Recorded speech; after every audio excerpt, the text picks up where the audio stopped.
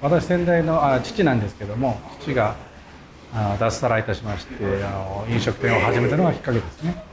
それが大体今から49年前50年前ぐらいが一番最初のお店の始まりです。ずっと地元ここです。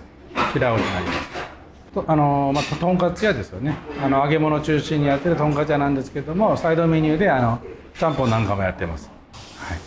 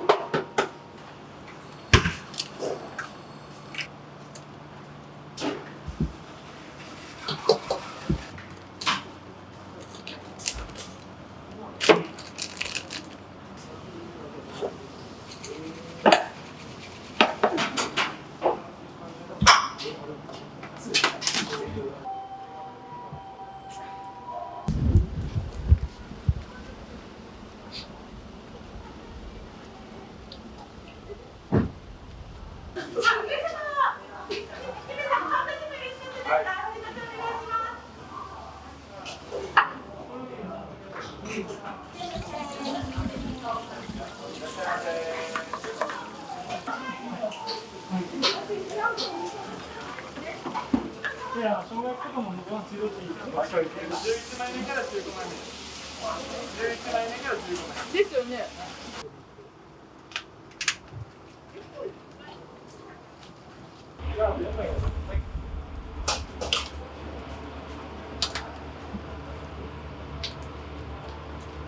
コロナが始まったばかしの時はやっぱりこうかなり激減して、国からも営業したらダメだとかいういろんな要請があったので閉めたりとか、とにかく厳しかったですけど、やっと最近少しずつ戻ってきてるなという感じがありますね。はい、結構男性の方が多いですね。コロナが始まる前は結構外国の方もいっぱい来てたんですけど、コロナが始まって外国の方が来れなくなったんで、あまり最近はいらっしゃらないんですけど、男性が多いですけど、女性の1名様でカウンターに座られる方も結構いるんで、これは飲食店的に私より嬉しいですよね。はい、そういうお店と思っていただけるというか、女性も安心して来れるというお店というかですね、それはもう嬉しいです。平尾という、町で小さいお店でやってます。全て手作りで心込めて作ってますので、ぜひよろしければお越しください。よろしくお願いします。